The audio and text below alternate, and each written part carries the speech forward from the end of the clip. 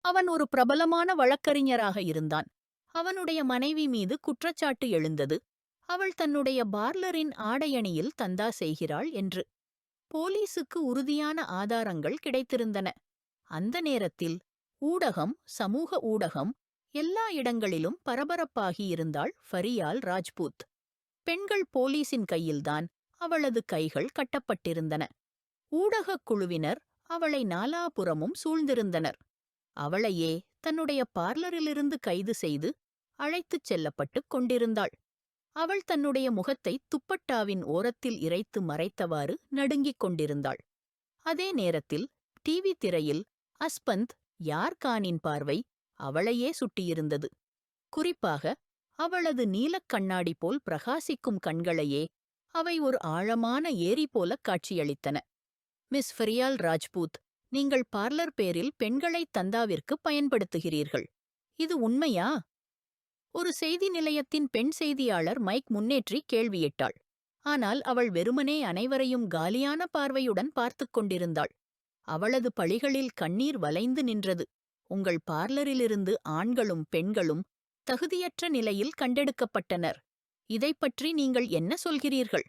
மற்றொரு கேள்வி எழுந்தது. ஃபரியால் தலையை குனிந்துவிட்டாள். பின்னர் கண்ணீர் பெருக்கெடுத்தது. அவள் தலையை குனிந்து கண்ணீரை மறைக்க முயன்றாள். அப்போது அஸ்பந்த் யார்கான் மிகச் சமாதானமாக தாடிக்கீழ் கையை வைத்தவாறு அந்தக் காட்சியை மிகுந்த மனநிறைவுடன் பார்த்துக் கொண்டிருந்தான். இவையெல்லாம் தவிர அவனுக்கு வேறு முக்கிய வேலை ஏதுமில்லை போல.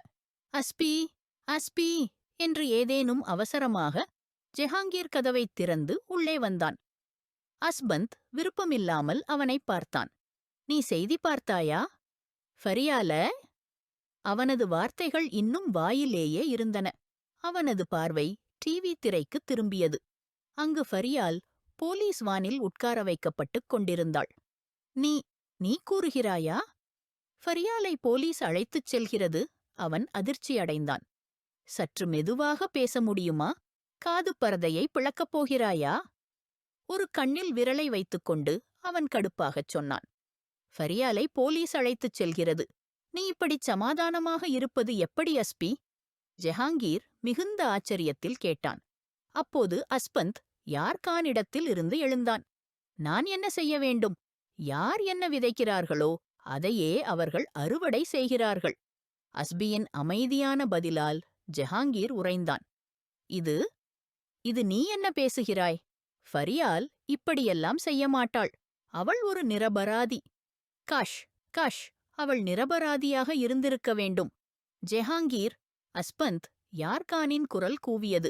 ஆனால் அந்த மூடநம்பிக்கையிலிருந்து வெளியே வா. நான் வந்தது போல. அஸ்பந்த் தனது சீட்டின் பின்புறத்தில் இருந்த கருப்புக் கோட்டை எடுத்தான். தன்னுடைய தோளில் வைத்துக்கொண்டு வெளியே செல்ல கதவை ஒரு சத்தத்துடன் மூடிவிட்டான். இது எல்லாம் என்ன நடக்கிறது? அஸ்பந்த், ஃபரியால் இருவருக்கும் என்ன நடந்தது? இன்று அஸ்பந்த் இவ்வாறு? ஜெஹாங்கீர் தலையைப் பிடித்துக்கொண்டு அமர்ந்தான். அப்பா, அப்பா. அம்னா ஓடிக்கொண்டு ஹவீலிக்குள் வந்தாள். ஹவீலியில் அனைவரும் முடங்கிக் கொண்டிருந்தனர். அவர்கள் செய்தி பார்த்துக் கொண்டிருந்தனர். சுல்தான்கானின் பேரப்பெண்ணை போலீஸ் அழைத்துச் சென்றது. அது கூட அவமானகரமான குற்றத்துக்காக.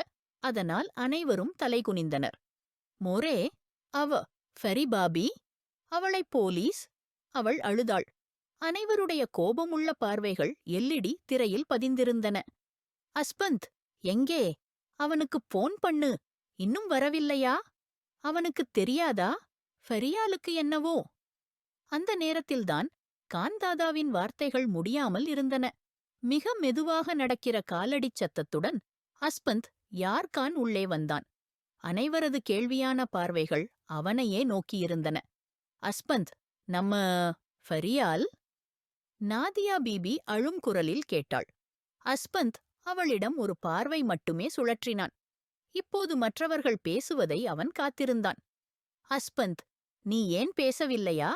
ஃபெரியாலை போலீஸ் அழைத்துச் சென்று விட்டார்கள். நீ அவளை விடுவிக்காமல் நேரே ஹவீலிக்கே வந்துவிட்டாயா? காந்தாதாவின் வார்த்தையில் அஸ்பந்த் கோபத்துடன் மண்டை மேல் முறுக்கெடுத்தான். அப்புறம் என நேரடியாகக் கேட்டான். அனைவரும் அதிர்ச்சியுடன் பார்த்தனர். அஸ்பந்த், நீ மறந்து போனாயா? ஃபரியால் உன்னுடைய மனைவி. காந்தாதா மனைவி என்பதை வலியுறுத்தினார். நீங்கள் முழுப் பெயரை கூறவில்லை. காந்தாதா ஃப்ரியால் ராஜ்பூத். அவள் சியால் ராஜ்பூத்தின் மகள். ஒருபடி முன்னே சென்றான். அவள் பப்பர் ராஜ்பூத்தின் பேரப்பெண். இன்னொரு படி முன்னே சென்றான். மேலும் அவள் சாமியா கானின் மகள். திரும்பி ஒரு நோக்குச் சாமியா கானைப் பார்த்தான். அவருடைய கண்களில் ஏராளமான கேள்விகள். அவன் என்ன சொல்ல வருகிறான் என்ற குழப்பம். காந்தாதா உதடுகளை இறுக்கிக் கொண்டு அவனைப் பார்த்துக் கொண்டிருந்தார். அஸ்பந்த், யார்கான், எனக்கு அவளுடைய உறவுகள் நினைவுபடுத்தாதீர்கள். ஏனெனில் அந்த உறவுகள் அனைத்தும் எங்கேயோ தொலைந்துவிட்டன. இப்போது அவள் இந்த குடும்பத்தின் மருமகள். அவள் போலீஸ் ஸ்டேஷனில் இருப்பது நம்மை ஒரு கேள்விக்குறியாக்கிறது. காந்தாதாவின் சீற்றம் அனைவரையும் அவர் பக்கம் திரும்ப வைத்தது. இல்லை, அந்த உறவுகள் தொலைந்துவிடவில்லை காந்தாதா. இல்ல, அந்த பிழையான நம்பிக்கையிலிருந்து வெளியே வாருங்கள். உங்கள் பேரப்பெண் அவ்வளவு நிரபராதி இல்ல, நீங்கள் நினைப்பது போல. அஸ்பந்த் கூற அனைவரும் உலுக்கியார்கள். ஃபரியாலை பற்றித்தான் அவன் பேசிக் கொண்டிருந்தான். அவன் இப்படி சொல்ல முடிந்தது? காந்தாதா தானும் அதிர்ச்சியிலும் குழப்பத்திலும் இருந்தார். நீ என்ன பேசுகிறாய்? நியாயமாக இருக்கிறாயா? சாமியா புப்புவின் வார்த்தையில் அஸ்பந்த் ஒரு விரக்தியோடும் கேலியோடும் பார்த்தான். இப்போதுதான் நியாயத்திற்கு வந்திருக்கிறேன். உங்கள் மகள் என் நியாயத்தை கொண்டுவிட்டாள். அல்ஹம்துலில்லாஹ், இப்போது முழுமையாக நியாயத்தில் இருக்கிறேன். அவன் கேலிப்பாணியிலான குரல் இன்னும் மாறவில்லை. அஸ்பந்த், யார்கான், நீ என்ன சொல்ல வருகிறாய்? தெளிவாகச் சொல். ஃபரியால் உன்னுடைய மனைவி. நீ அவளை ஜெயிலிலிருந்து விடுவிக்காமல் ஏன் நேராக ஹவீலிக்கே வந்திருக்கிறாய்? இப்போது அவனது பாபா ஜான் ஷஹன்வாஸ் கான் அமைதியுடன் கேட்டார். விஷயம் ஏன் இவ்வளவு பெரிதாகிறது என்பதை அவருக்குப் புரியவில்லை. ஏனென்றால் அவள் அதற்கேற்பவள். அஸ்பந்தின் குரலில் வெறுப்பும் கேலியும் கலந்திருந்தது. என் மகளுக்கெதிராக இப்படி பேசாதே அஸ்பந்த். அவளது நிரபராதத்திற்கான சாட்சி நான்தான். சாமியா புப்பு அழுதவாறு உறுதியோடும் சொன்னார். அஸ்பந்த் தலை ஆட்டினான். தாய்க்கு எல்லா பிள்ளைகளும் நிரபராதியாகத்தான் தெரிகின்றனர், உள்ளே சாத்தானாக இருந்தாலும். அஸ்பி, நாதியா பீபி வேதனையுடன் அழைத்தார். மோரே ப்ளீஸ், இந்த விஷயத்தில் நான் இனிமேல் பேச விரும்பவில்லை. மிகவும் களைத்துவிட்டேன். சிறிது நேரம் ஓய்வெடுக்க விரும்புகிறேன். அவன் தனது கோட்டைத் தோளில் போட்டுக்கொண்டு மேடை பக்கம் நடந்தான். காந்தாதா ஏதாவது சொல்ல விரும்பினார். ஆனால் ஷெஹன்வாஸ் கான் முன்னே சென்று அவரை பேசாமல் இருக்கச் சொன்னார். அவனை விட்டுவிடுங்கள். ஃபரியாலை கடைசியாக வெளியே கொண்டு வருவதற்கான ஏற்பாடுகளை நான் செய்வேன். நீங்கள் கவலைப்பட வேண்டாம். தந்தையின் வார்த்தைகளைச் செவிமடுக்க அவன் ஒரு கணம் நின்றான். ஆனால் அடுத்த நொடியே அவன் தலையாட்டி தனது அறைக்குப் போனான். லைட் ஆன் செய்தவுடன் அவன் முன்பாகவே வெறுப்பாகத் தெரியும் மெத்தையைக் கண்டான். அஸ்பி, நீ என்னை ஒருபோதும் தனியாக விட்டுவிட மாட்டேனே? ஒருபோதும் இல்லை, அவன் அவளது கைகளின் பின்புறத்தில் முத்தமிட்டு மயக்கும் குரலில் கூறியிருந்தான். என்னுடன் வாக்குப்பணம் செய். அவள் தனது கைத்தட்டையை நீட்டினாள். சிறிது யோசித்த பிறகு ஆஸ்பந்த் அதை எடுத்தான். அவள் மகிழ்ச்சியுடன் அவனை தழுவினாள். அஸ்பந்த் அவளையும் உள்ளங்கையுடன் கட்டிப் பிடித்தான். ஆனால் இன்று அவள் அங்கு இல்லை. அறை வெறுமையாக இருந்தது. இதை அவனே விரும்பியதுதான். ஆனால் இப்போது ஏன் துன்பமாகத் தோன்றுகிறது? அவன் கோட்டை ஓரமாகவே எரிந்துவிட்டு படுக்கையிலிருக்கும்போது தனது கைகளில் தலை வைத்து உட்கார்ந்தான். பாபா அவளை விடுவிப்பார். அவன் தன்னைத்தானே சமாதானப்படுத்திக் கொண்டான். ஆழமான மூச்சை இழுத்தவாறு அவன் ஷவருக்காக பாத்ரூமுக்குள் சென்றான். ஃபரியால் ராஜ்பூத் அந்த நேரத்தில் சிறைச்சாலையின் கூண்டுகளுக்குள் இருந்தாள். சுவரில் சாய்ந்தவாறு அமர்ந்திருந்தாள். கண்களில் கண்ணீருடன் அனைத்து சம்பவங்களையும் புரிந்து கொள்ள முயன்றாள். 19 வயது நிரபராத ஃபரியால் ஒரு பெரிய சூழ்ச்சிக்குள்ளாகி விட்டாள். கண்ணீர் இடையராது வழிந்து கொண்டே இருந்தது. மனம் துக்கத்தால் பிளந்துவிடும் அளவுக்கு வந்திருந்தது. ஆனால் அவள் சத்தமிட்டு கத்த முடியவில்லை. ஏனென்றால் அவளுக்காக இழையிழையாகக் கேட்பதற்கு யாரும் இல்லை. ஒரு அமைதி அவளைச் சுற்றி வளைத்திருந்தது. அவள் விரும்பினாலும் எதையும் செய்ய முடியவில்லை. செய்வதற்கு ஏதும் அவளால் எங்களாகவில்லை. அவள் மிகவும் மோசமான முறையில் சிக்கிக் கொண்டிருந்தாள். மேலும் மீடியா அவளது அந்த தவறை எந்த அளவிற்கு பிரப்பியது என்பதாலும் அவள் மேலும் மனமுடைந்து போனாள்.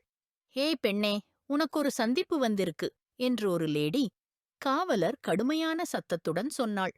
பிரியால் ராஜ்பூத் அவளது இடத்தில் இருந்து எழுந்து கூண்டுகளுக்கு அருகே சென்றாள். அங்கு முகத்தை மூடிய ஒரு அபாய அணிந்த பெண்ணை பார்த்தாள். நிகத் பிப்பி! பிரியால் அவரை உடனே அறிந்துவிட்டாள். ஆனால் அவர் உதடுகளை கடித்து அவளை கோபமாகப் பார்த்தார்கள். இங்கே என் பெயரை சொல்வது வேண்டாம். என் பேச்சை கவனமாகக் கேள் பிரியால். நடந்தது சரியில்லை. ஆனால் இது எல்லாம் முன்பே திட்டமிட்ட விஷயம். உன் கணவர்தான் இதையெல்லாம் செய்தார். உன்னை சிக்க வைக்க. நிகத் நசுக்கிய குரலில் வெறுப்பு மற்றும் அவமதிப்புடன் கூறினார். பிரியாலின் நெற்றியில் சுருக்கங்கள் வந்தன. அவர் இப்படி பண்ணமாட்டார். நிகத் பிப்பி, அங்கே நடந்ததெல்லாம் உன் கணவர் சொன்னபடியே நடந்தது என்று நிகத் பிப்பி அவளது பேச்சை முறித்தார்கள். பிரியாலின் முகத்தில் நம்ப முடியாத அந்தஸ்து தெரிந்தது. நம்பாதே. ஆனால் கொஞ்ச நேரம் கழியட்டும். உனக்கே உண்மை புரிந்துவிடும். மேலும் அவர்கள் போவதற்கு முன் திரும்பி பார்த்தார்கள். இந்த விஷயத்தில என் பெயர் எங்கேயும் வரக்கூடாது. இல்லையென்றால் நல்லதில்லை. உனக்கு மட்டும் அல்ல, உன் நட்ட குடும்பத்திற்கும். ஏனென்றால் உன் கணவர் உன்னை மட்டும்தான் எதிரியாக வைத்திருக்கிறார். இந்த எல்லாவற்றையும் உன்னை சிக்க வைக்கவே செய்திருக்கிறார். எனவே என் பெயரை ஓங்கு வைக்கக் கூடாதே. புரிகிறதா உனக்கு? அவர்கள் கோபமடைந்த குரலில் சொல்லிச் சென்றார்கள். நீங்கள் என்னை இங்கிருந்து வெளியே எடுக்க மாட்டீர்களா என்று பிரியால் கேட்டாள். அதற்கு பதிலாக நிகத் பிப்பி ஒரு பெரிய புன்னகையை தந்தார்கள். ஆனால் முகம் மறைத்திருந்ததால் அவர் முகம் தெரியவில்லை. உன்னுடைய அந்த வழக்கறிஞர் கணவர் ஏன் இருக்கிறார்? அவர்தான் உன்னை வெளியே எடுத்து விடுவார். உன்னை இங்கு கொண்டு வந்தவர்தான் அவர். அவர்கள் வெறுப்புடன் சொன்னார்கள். பின்னர் யாரையும் பார்ப்பதில்லை போல நின்று கொண்டே சென்றார்கள். அவர்கள் சென்ற பிறகும் பிரியால் அங்கு நின்றவாறே இருந்தாள். அவளுக்கு நிகத் பிப்பி மீது முழு நம்பிக்கை இருந்தது. யாரும் உதவி செய்யவில்லை என்றாலும் அவர்கள் அவளுக்கு உதவுவார்கள் என அவள் நம்பினாள். அவள் ஒரு மெதுவான அழுகையை விட்டாள். கூண்டுகளுடன் சாய்ந்தவாறு நின்று கொண்டே கண்களில் நீர் வெள்ளம் விட்டாள். அப்பா, தயவு செய்து வாருங்கள். உங்கள் மகளை காப்பாற்றுங்கள். தாத்தா, தயவு செய்து யாராவது வாருங்கள். அவள் ஜெயிலை பார்த்தவாறே அழுது கொண்டே எண்ணினாள். அவள் உதவிக்காக அனைவரையும் உள்ளுக்குள்ளே அழைத்துக் கொண்டிருந்தாள். ஆனால் அழைக்காத ஒரே நபர் அவளது கணவர். எங்கே போறீங்க? பபர் ராஜ்பூத் ஷியால் ராஜ்பூத்தை அவசரமாக எங்கேயோ போகும்போது பார்த்து கேட்டார். அப்பா சாயீன், நீங்க நன்றாகவே தெரிந்து வைத்திருக்கிறீங்க நான் எங்கே போகிறேன் என்று. என் பெண் ஜெயிலில் இருக்கிறாள். அவள் உன்னுடைய பெண் இல்லை. ஹான் ஹவேலி குடும்பத்தின் மனைவி. நம்மிடம் இப்போது அவளோடு எந்தவொரு தொடர்பும் இல்லை. பபர் ராஜ்பூத் ஆத்திரத்துடன் கூறினார். ஷியால் ராஜ்பூத் தலையை அசைத்தவாறு அவரை பார்த்தார். அப்படியிருந்திருந்தால் என் பெண் இப்போது ஜெயிலில் இருக்க மாட்டாள். அவர்கள் ஏற்கனவே அவளை வெளியே எடுத்து வந்திருப்பார்கள். ஷியால் ராஜ்பூத் தனது தந்தையின் அருகில் வந்தார். ஆமாம், ஜெயிலில் அனுப்பியதும் அவர்கள்தான். இந்த வார்த்தைகள் கேட்டதும் ஷியால் ராஜ்பூத்தின் கண்களில் எரிச்சலான வெளிச்சம் ஏற்பட்டது. நீங்கள் என்ன சொல்ல வருகிறீர்கள் என்றால், என் பெண் ஜெயிலில் இருப்பதற்குக் காரணம் ஹான்ஹவேலி குடும்பமா? மகனின் வார்த்தைகளைக் கேட்டபோது பபர் ராஜ்பூத் கத்தினார். தற்போதைக்கு நீ எங்கேயும் போகக்கூடாது ஷியால் ராஜ்பூத். இன்னும் கொஞ்சம் பொறுத்துப்பார். ஹான்ஹவேலி மக்கள் பிரியாலை விடுவிக்க முயற்சிக்கிறார்களா இல்லையா என்பதைப் பார். கொஞ்சம் நேரம் கழித்து பிறகு என்ன முடிவு செய்யணும் என்று பாப்போம். ஆனா அப்பாஜான், நீங்க தெரிஞ்சுக்க வேண்டியது என்னன்னா, ஃபரியால் எவ்வளவு பயப்படுறவங்கன்னு அவங்களுக்கு ஏதாவது ஆயிட்டா அவங்களோட குரலிலே பாசமும் கவலையும் இருந்துச்சு. இவ்வளவு பயப்படுறவங்கா இருந்திருந்தா இன்னிக்கு ஜெயில்லையே இல்ல. எல்லா குற்றமும் அவங்க மேலே சுமத்தப்படாம இருந்திருக்கும். அமைதியா தனக்கே நீதிக்காக சரணடைஞ்சு யாராலா இந்த விஷயம் நடந்துச்சுன்னு சொன்னிருக்கலாம். ஆனா அவங்க அப்படி எதுவுமே செய்யல. அதாவது அவங்கதான் தானாகவே உள்ள போறத நினைச்சாங்க. கொஞ்ச நேரம் அவங்கள கொஞ்சம் விட்டுட்டு இருக்கட்டும், அவர்கிட்டே புத்தி வரட்டும். அவங்க ஃபரியால் ராஜ்பூத்தின் சொந்த தாத்தா இருந்தாலும் எப்போவும் அவங்களுக்கு ரொம்ப ரொம்ப கடுமையானவரா இருந்திருக்காங்க. அதனாலதான் முந்தைய விஷயத்துக்கு அப்புறம் ஃபரியால் ராஜ்பூத்துக்கிட்டம் அவகிட்ட எதுவுமே அர்த்தமில்லைன்ற மாதிரி நடந்துகிட்டே இருந்தாங்க. அவரோட பொண்ணு அந்த கான் ஹவிலி குடும்பத்தோட பையனோட கோர்ட் மேரேஜ் பண்ணிட்டா. அது நடந்ததுக்குள்ள அந்த ஆண் ஃபரியால் ராஜ்பூத்த பத்தி எவ்வளவோ பேசி பேசி பிசையப்பட்டு விட்டாங்க. அந்த ஆளோட ஒவ்வொரு வார்த்தையையும் நம்பி முடிவுல தன் தாத்தா மனசுல இருந்து விழுந்துட்டாங்க. சியால் ராஜ்பூத், நீங்க அவள பயத்த காப்பாத்த இவ்வளவு விருப்பமா இருக்கீங்க. அவளோட அந்த வழக்கறிஞர் மாப்பிள்ளை எங்க இருக்கான்? அவன் ஏன் அவள காப்பாத்த வந்திருக்கல? பபர் ராஜ்பூத் பேசும்போது சியால் ராஜ்பூத்தோட முகத்திலே அதிர்ச்சி, குழப்பம் எங்கெங்கும் தெரிஞ்சுச்சு. ஆனா இதுக்கு சியால் ராஜ்பூத்துக்கிட்டம் எந்த பதிலும் இல்லை. அவர் இப்போ தன்னோட பொண்ணதான் நினைக்கிறாங்க. அவங்க இப்போ ஜெயில் சாலைகளுக்குள்ள இருக்கிறாங்க. எல்லா பக்கம் இப்போ இந்த விஷயம்தான் பரவி இருக்குது. அவருக்கு தெரியும் தன்னோட பொண்ணு குற்றவாளி இல்ல. அவங்க இப்படி ஒரு தவறே செய்யவே முடியாது. இதுக்கு பின்னாடி யாரோ இருக்கிறாங்கன்னு அவங்கள கண்டிப்பா இந்த சதி வெளியே எடுக்க போறாங்க. தன்னோட பொண்ணை காப்பாத்த போறாங்கன்னு உள்ளுக்குள்ள உறுதி பண்ணிட்டாங்க. இரவு 9 மணி ஆகிறது. அஸ்பந்தியார் கான் அவங்க ரூம்ல இருக்கிற நேரம். காபி குடிக்கிற போதே ஒரே கேஸ் ஃபைல் முன்னாடி வச்சுக்கிட்டு படிக்கிறாரு. ஆனா மனசுக்குள்ள ஃபரியால தான் முழுசா இருக்காங்க. அவர் முன்னாடி வச்சிருந்த அந்த வெலப்பை பார்த்தாரு. அதுல ஃபரியால் ராஜ்பூத்தோட ஜாமீன் காகிதங்கள் இருந்துச்சு. ரொம்ப நாளாக இதே அவர்கிட்ட இருந்தாலும் அதை பயன்படுத்த வேண்டியது போல எதுவுமே நினைச்சிருக்கல. மனசுல ஏதோ ஒரு கட்ட மாதிரி இருந்துச்சு. அது அவ்வளவா திறக்கல. ஜெயிலுக்குள்ள கூட போய் ஃபரியால் ராஜ்பூத்த சந்திக்கவே இல்ல. அவருக்குன்னா ஃபரியால காப்பாத்துறது அவ்வளவு கடினம் இல்ல. அவர் பெரிய வழக்கறிஞர், எல்லா சட்ட உத்திகளும் தெரிஞ்சவங்க. ஆனா இதுல அவங்க சிக்கிக்க வேண்டாம் நினைச்சாங்களா தெரியல. ராஜ்பூத் குடும்பம்தான் முயற்சி பண்ணட்டும் நினைச்சாங்க. ஆனா அந்த பக்கம் கூட அமைதிதான். இப்படி இருக்கும்போது ஃபரியால் ஜெயில்ல இருக்கிறது அவருக்கு நஞ்சு மாதிரி கடிக்குது. இவ்வளவு நேரம் ஏதாவது நடக்கும், யாராவது காப்பாத்துவாங்கன்னு காத்திருந்தாரு. ஆனா யாரும் அவள வெளியே எடுத்திருக்கல. எதுவும் முயற்சிக்கல. அவ பக்கம் நிம்மதியாயே இருந்தாங்க.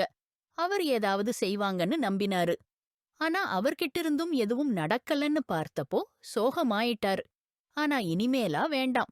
ஃபரியாலை இனிமே ஜெயில்ல வைக்க முடியாது. அஸ்பந்தியார் கான் அந்த அன்பலப்பை எடுத்துக்கிட்டாரு. கதவுக்குள்ள நோக்கி நடந்தாரு. ஒரு காரு கான் ஹவிலியிலிருந்து வெளியே போறத கான் குடும்பம் முழுசா பார்த்தாங்க. கான் தாத்தாவோட முகத்துல ஒரு சிரிப்பு வந்துச்சு. ஷானவாஸ் கானும் ஜன்னல் பக்கம் நிக்கிறவர் அந்த போன காட்சிய பார்த்தார். நான் சொல்லல, கொஞ்சம் பொறு, அவன் போவான் பார், இப்போ போயிட்டான். கான் தாத்தா சொன்னதுக்கே ஷானவாஸ் கான் சம்மதம் காட்டி தலையாட்டினார். ஏ பொண்ணு, வாடி சாப்பாடு சாப்பிடு. அந்த லேடி கான்ஸ்டபிள் ஜெயில் கோரிக்கையின் மேலே ஒரு டண்டைய போட்டவளாக சொன்னாளு. ஃபரியால் ராஜ்பூத் மிகவும் ஆழமான சிந்தனையிலே மூழ்கி கண்கள் மூடியபடி ஒரே ஆளையெல்லாம் நினைச்சுக்கிட்டு இருந்தாங்க. அவர் வருவார்னு நம்பவே இல்ல. ஆனா யார நம்புனாங்களோ அவங்களா கூட வரல, சிக்கிக்கிட்டு விடல. அவங்களோட சசுரல் வீட்டிலிருந்து யாரும் வரவே இல்ல. அவளுடைய மாமியாரின் வீட்டு ஒருவரும் வரவில்லை. அவள் எல்லோருக்கும் அவ்வளவு முக்கியமற்றவளாக இருந்தாள். ஏற்கனவே இரவு நேரமாகி இருந்தது. ஆனால் அவள் சிறையில் இருந்தாள். யாருக்கும் எந்த வேறுபாடும் தெரியவில்லை. துக்கமடைந்த அவள் தன்னுடைய கண்ணீரை பொறுத்துக்கொள்ள முடியாமல் விட்டுவிட்டாள். அந்த பெண் காவலரின் கூப்பிடலால் அவள் சோனக்கினாள். அவளுக்கு முன் வைக்கப்பட்டிருந்த உணவுத் தட்டை பார்த்தாள். அந்த தட்டிலிருந்த உணவை அவளது வீட்டு வேலைக்காரன் கூட சாப்பிட மாட்டான். எனக்கு பசிக்கல, எனக்கு சாப்பிடணும்னு இல்ல. ஃபரியால் ராஜ்புத் உணவை மறுத்துவிட்டாள். இது உன் அப்பனோட வீடா இல்ல உன் கணவனோட வீடா? இப்படித்தான் பிசாசா மாதிரி பிச்சை எடுக்க போறியா? சும்மா சாப்பிடு, மூளையத் தின்னாதே. அந்த பெண் காவலர் கடுமையாகச் சொன்னாள். கட்டாயமாக ஃபரியால் அந்த உணவை சாப்பிட வேண்டியிருந்தது. அவள் தட்டினை தன்னிடம் இழுத்தவுடன் அருகில் உட்கார்ந்திருந்த ஒரு பெருத்த பெண் அவளது முன்னால் இருந்த தட்டினை இழுத்துவிட்டாள். எனக்கு பசி இருக்கு, நான் சாப்பிடுவேன், நீ விலகிட்டுப் போ. அந்த பெரிய பெண் ஃபரியாலை பின்னால் வலிமையாகத் தள்ளினாள். மோசமாக நழுவியபடியே தன்னை நிலைநிறுத்தினாலும் அவளது தலையில் சிறைச்சாலையின் கம்பியில் மோதியது. ஒரு கணம் ஃபரியால் கண்முன் இருட்டாகிவிட்டது. அவளது தலையில் மோசமாக சுற்றியது. என்ன நடந்தது என அவளுக்கே புரியவில்லை. ஆனால் தன்னுடைய சுற்றும் தலையை அழுத்திக் கொண்டு பின்னால் நின்றவாறே தன்னுடைய உணவை சாப்பிடும் அந்த பெண்ணை பார்த்தாள். ஃபரியாலின் தலையில் சுற்றியது. அவளது நெற்றியில் ஆழமான காயம் ஏற்பட்டிருந்தது. அந்தப் பெண் தன்னைத் தள்ளுவாளென்று அவளுக்கு எதிர்பார்ப்பே இல்லை. அவள் தன்னுடைய தலைப்பாட்டை அழுத்திக் கொண்டு நின்றபோது தன்னுடைய பின்னால் பரிச்சயமான மனத்தையுணர்ந்தவள் வேகமாக திரும்பினாள். தன்னுடைய கண்முன் அவனை பார்த்ததும் அவளது கண்களில் அதிர்ச்சி தோன்றியது. அவன் வந்திருந்தானா? அவன் உண்மையிலேயே வந்துவிட்டானா? இதுதான் அவளது மனதினுள்ள கேள்வி. கண்களுக்கு முன்னால் எஸ்பந்த் யார் கானை பார்த்தவுடன் அவள் சிறைச்சாலையின் கம்பிகளில் கை வைத்தவாறு நடுங்கினாள். எஸ்பந்த், நாவடங்கப் பேசினாள் அவள். அவன் அவளது நெற்றியின் அடிபட்ட இடத்தை கவனித்தவாறு முன்வந்து அந்த சிறைச்சாலையின் கம்பிகளுக்குப் பின்னால் நின்ற அந்த கொடூரமான பெண்ணை பார்த்தான். அவள்தான் அவனுடைய எல்லாவற்றையும் திருடிச் சென்றவள். கட்டுப்பாடற்றவாறு எஸ்பந்த் அவளது சுளுக்கியத்தின் மீது கை வைத்தான். அப்போது அவள் சலித்தது. எஸ்பந்த் தன்னுடைய உதடுகளை இறுக்கிக் கொண்டிருந்தான். முன்னால் நின்ற அந்த பெண்ணின் கண்ணில் ஒரு கண்ணீர் கூட வரவிடவில்லையே, ஒரு முள் கூட ஊடுவிக்க விடவில்லையே. இன்று அவள் சிறையில் இருக்கும் பெண் கண்ணீர் சிந்துகிறாள். நம்பிக்கையோடு எஸ்பந்தை பார்த்தாள். இப்போது கூட அவள் நம்ப முடியவில்லை. எஸ்பந்த் அவளுக்கு முன் நின்றிருக்கிறான். அவள் யாரையும் நினைத்துப் பார்த்தாள். அவர்களில் ஒருவர் கூட வரவில்லை. ஃபரியால் தன்னுடைய கண்ணீரை அடக்கிச் சலித்தவுடன் தலையினை தாழ்த்தினாள். பெண் காவலர் அவளை சிறையிலிருந்து வெளியே அழைத்தாள். அதில் இன்னும் ஆச்சரியமடைந்தவள் எஸ்பந்தின் முகத்தை கவனித்தாள். அது ஒரு உணர்வற்ற முகம். அவனும் என்னை எடுத்து செல்லவா வந்திருக்கிறான்? ஃபரியால் ராஜ்புத்துக்கு அந்த நம்பிக்கை வந்தது. அவன் என்னை நம்புகிறானா? நான் குற்றமற்றவள் என அவன் நம்புகிறானா? ஃபரியால் வெளியே வந்தவுடன் அவனுக்கு முன்னால் நின்றாள். அவன் இன்னும் மௌனமாக இருந்தான். ஆனால் அவனது பார்வையின் குளிர்ச்சி ஃபரியாலின் உள்ளத்தில் 1000 சந்தேகங்களை விதைத்தது. வா! ஒரே வார்த்தை சொன்னவன் போலீஸ் நிலையத்திலிருந்து வெளியேறினான். ஃபரியால் அவனது பின்னாலேயே நடந்தாள். அவன் வெளியேறியவுடன் அந்த பெண்ணுக்கு நன்றாக அடிபடும் நேரம் வந்தது. உனக்குத் தெரியும்து யாரைத் தள்ளினாய்? அட்வொகேட் எஸ்பந்த், யார்கானின் மனைவியடி. அவன் தன்னுடைய மனைவிக்கு பைத்தியம். எல்லாரும் அதத்தான் சொல்வாங்க. ஆனா நீ அவனோட மனைவிக்கு அடியடிச்ச. இப்போது நீ போய் விட்டாய். பெண் காவல் இன்ஸ்பெக்டர் அந்த பெண்ணை ஜெயிலுக்குள் இழுத்து அடிக்கத் தொடங்கினாள். அந்த பெண் கத்தினாள், நீங்க என்கிட்ட எங்க கூட்டிட்டு போறீங்க? எஸ்பந்த் அவன் தன்னுடைய காரை நோக்கி நகர்ந்ததை பார்த்தவுடன் அவளும் பின்னாலேயே நடந்தாள். அப்போது எஸ்பந்த் தன்னுடைய அடியையும் நிறுத்தினான். வப்பா, எங்கு உனக்கான இடமோ அங்கே. அஸ்பந்த் புன்னகையின்றி கண்ணியமாக காரின் கதவைத் திறந்து சலிச்சியான குரலில் சொன்னான். நான் உன்னுடன் எங்கும் போக மாட்டேன். எப்போதும் போல அவள் மீண்டும் பிடிவாதம் பிடித்தாள். இது அஸ்பந்தின் கோபத்தை உச்சத்திற்கு கொண்டு சென்றது. அமைதியாக காரில் உட்கார், பரியால் ராஜ்பூத். இல்லையென்றால் நீ என் கோபத்தை இன்னும் அறிந்ததில்லை. நீ என்னுடைய ஒரு பக்கம்தான் பார்த்திருக்கிறாய். அது மிகவும் மென்மையானது. ஆனால் என் கோபத்தின் உண்மையான உருவத்தை பார்த்த நாளில் நீ என்னிடம் இரக்கம் கேட்பாய். அவள் அருகே வந்து மெதுவாகவும் கடுமையாகவும் ஒவ்வொரு வார்த்தையிலும் அழுத்தம் கொடுத்து கூறினான். பரியாலின் மூச்சு நெஞ்சுக்குள் மாட்டிக்கொண்டது. பயந்தவளாய் அவன் ஆழமான சிவந்த கண்களைப் பார்த்தவாறு காரில் உட்கார்ந்தாள். அஸ்பந்த் யார்கான் காரை ராஜ்பூத் ஹவுஸ் நோக்கித் திருப்பினான். ஆனால் பரியால் அங்கு செல்லவே விரும்பவில்லை. அவள் கான் ஹவிலிக்கு அஸ்பந்தின் அருகில் திரும்பிச் செல்ல விரும்பினாள். ஆனால் அதைச் சொல்லும் தைரியம் அவளுக்கில்லை. பதற வைக்கும் விஷயங்கள் நடக்குது ஜாங்கீர். லாலா ஏன் பாவம். ஆணிப்பாவையுடன் இப்படி செய்றார்னு புரியலை. ஆமினாவின் குரல் மொபைலில் கேட்டதும் ஜாங்கீர் மேலும் பதற்றமடைந்தான். என்னெல்லாம் சொன்னான்? ஹவிலிக்கு வந்ததும் அவன் இன்னும் பதற்றத்துடன் இருந்தான். இரவு ஆயிற்று. பரியால் ஜெயிலில் அடைக்கப்பட்டிருந்தாள். ஆஸ்பந்தின் உள்ளத்தில் பத்தான், பக்தூன், ரத்தம் ஓடிக்கொண்டிருந்தது. அவன் தன் மனைவியை, அதுவும் காதலித்து திருமணம் செய்த மனைவியை, ஜெயிலில் தங்க வைக்க முடியுமா? யாருக்கும் புரியவில்லை அவர்களுக்குள் என்ன நடந்து கொண்டிருக்கிறது என்பதையே. எனக்கு எவ்வளவோ கவலையாயிருக்கு பாவையுக்காக. எந்த நிலைமையில இருக்க மாட்டாங்கோ? ஆமினா அழ ஆரம்பித்தாள். ஜாங்கீர் உதட்களைக் கடித்து, யாரு? அழவேண்டாம், பரியால்க்கு எதுவும் ஆகாது. அஸ்பந்த் ஏதோ ஓர் விஷயத்துக்கு கோபத்தில் இருக்கான். நம்மளால எதுவும் பண்ண முடியாது. அவன் வழக்கறிஞன். அவனுக்கு நிறைய சக்தி இருக்கு. அவன் நன்கு யார போடணும், எப்படி பண்றதுன்னு அறிவான். இது அவனுக்கே ஒரு நிமிஷம்தான். அவன்தானே விரும்புனாதான் பரியாலை வெளியே எடுக்க முடியும். இல்லனா யாராலையும் முடியாது. சரி, ஒரு நிமிஷம். எனக்கு ஒரு கால் வந்துகிட்டு இருக்கு. நான் பிறகு பேசுறேன். அவன் கால் முடித்து விட்டான். மற்ற பக்கம் ஆமினா மொபைலை ஒரு பக்கம் வைத்து கண்ணீரைத் துடைத்தாள். பரியால் மற்றும் அஸ்பந்த் வீட்டாரின் எதிர்ப்பை மீறி திருமணம் செய்தனர். ஏனென்றால் ஆரம்பத்திலிருந்தே கான் ஹவிலி மற்றும் ராஜ்பூத் ஹவிலி குடும்பங்களுக்கு இடையே நட்பில்லை. அது தலைமுறைகள் கடந்து வந்த பகைமை. ஆனால் பரியால் மற்றும் அஸ்பந்த் அந்த பகைமையின் மத்தியில் காதலை வளர்த்தனர். ஆனால் அந்தக் காதலுக்கும் ஒரு கருப்பு நிழல் விழுந்தது. அது வெறும் 6 மாதங்களில் நடந்தது என்பதையே யாரும் நம்பவில்லை. ஆனால் ஆமினாவுக்கு நிச்சயமாகத் தெரியும், இது யாரோ சதித்திட்டமிடும் வேலை. அப்போது மீண்டும் ஜாங்கீரின் கால் வந்தது. ஆமினா உடனே எடுத்தாள். முத்தான செய்தி, ஆஸ்பந்த் பரியாலைக் ஜெயிலிலிருந்து விடுவிச்சிட்டான். ஜாங்கீர் மகிழ்ச்சியோடு சொன்னான். ஆமினாவுக்கு வருந்தப்படாத மகிழ்ச்சி ஏற்பட்டது. நீங்க உண்மையா சொல்றீங்களா? இது யாராவது செய்யும் ஜோக் இல்லல்லா? அவள் மகிழ்ச்சியுடன் கேட்டாள். நமக்குள் என்ன ஜோக் இருக்கப் போகுது, பெண்ணே?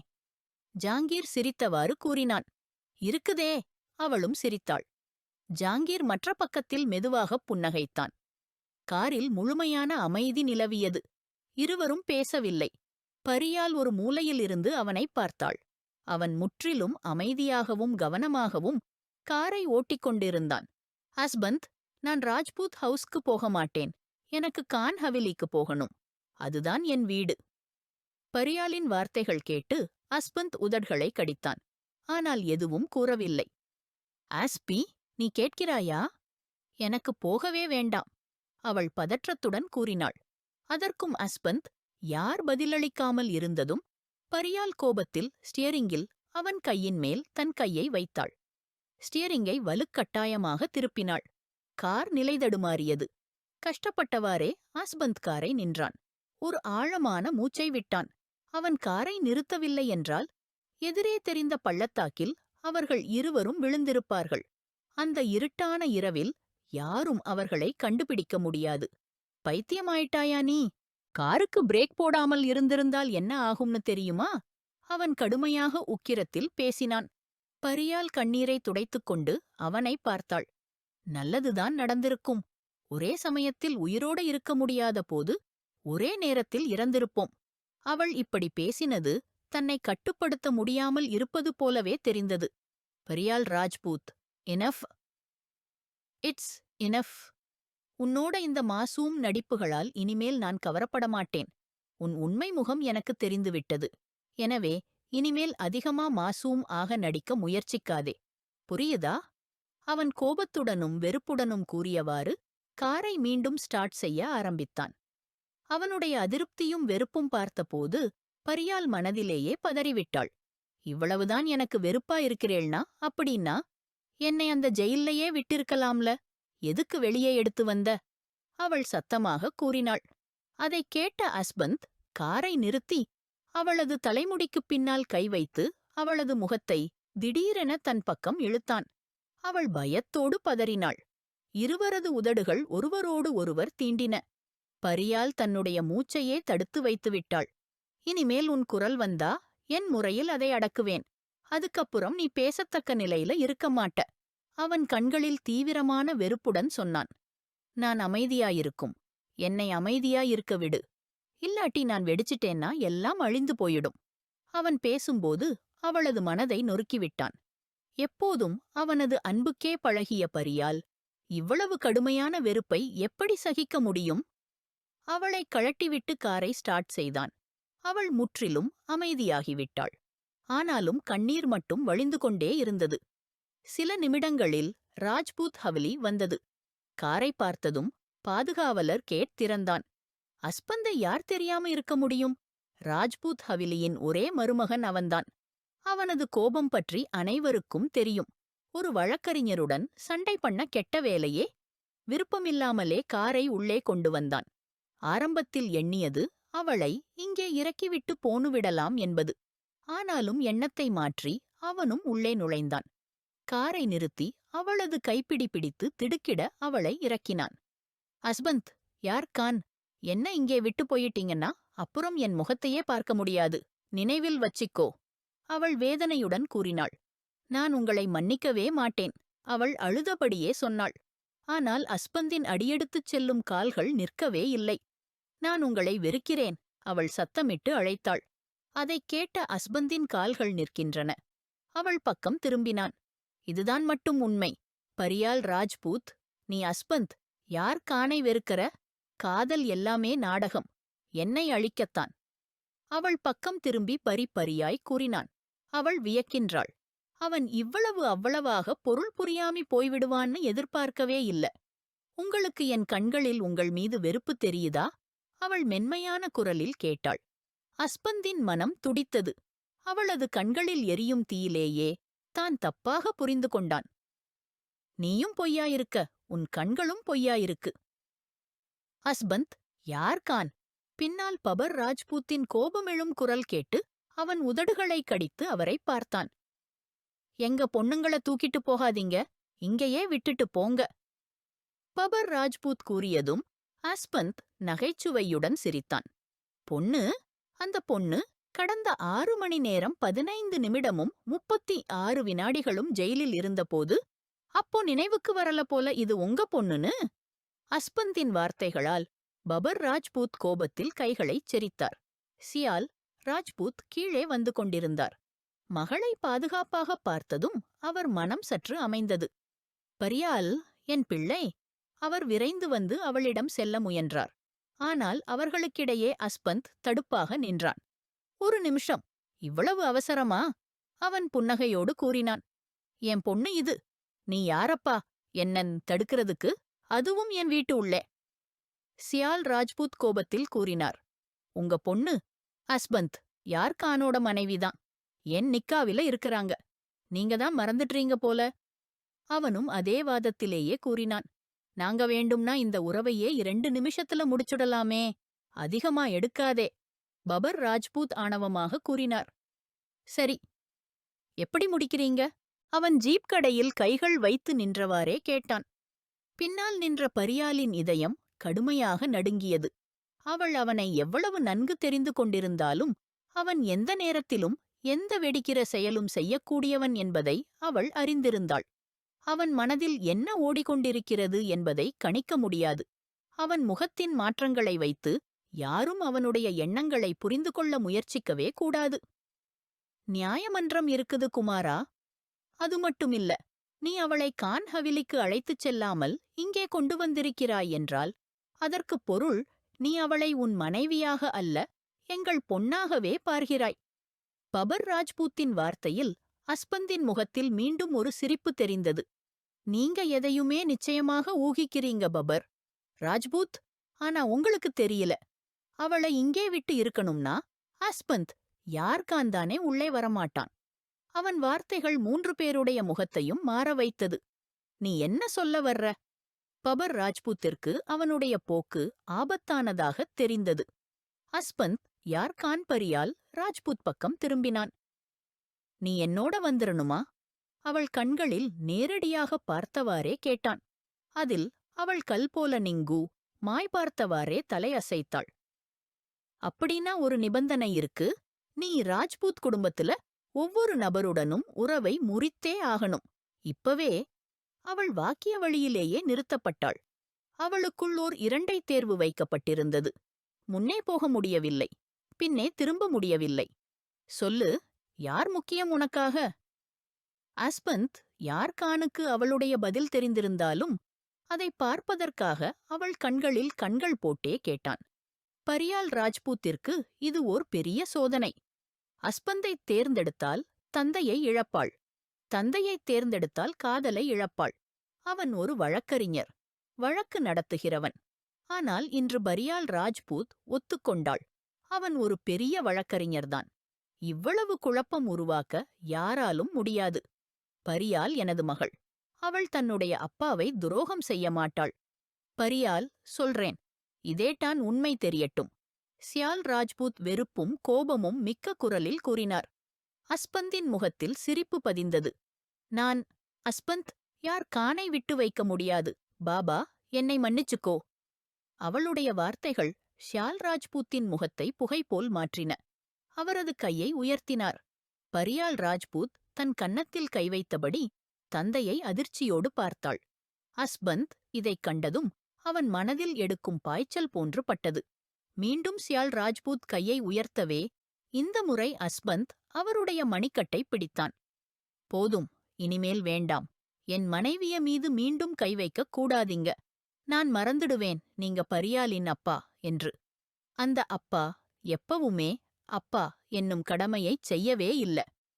அஸ்பந்த், யார்கான்? சியால் ராஜ்பூத்தின் குரல் கடுமையாக உயர்ந்தது. சத்தமாக பேசாதீங்க. ஒரு தவறான நம்பிக்கையில இருக்காதீங்க. பரியாலை இங்கே விட்டுட்டு போயிடுவேன் என்று. நான் அவளை இங்கேயே கொண்டு வந்தது அவளும் உங்களோட உறவ முறிக்கணும்னு. அப்படி நடந்தே இருக்குது. இப்போ நாங்க போறோம். எதிர்பார்க்கிறேன் உங்களும் உங்க அந்த சோகால்ட் பாதுகாப்பாளர்களும் எங்கள தடுக்க மாட்டீங்க. ஆம், தடுக்க மாட்டோம். ஆனா உங்களையும் அந்த பெண்ணையும் நேரடியாக மேலே அனுப்பிடுவோம்.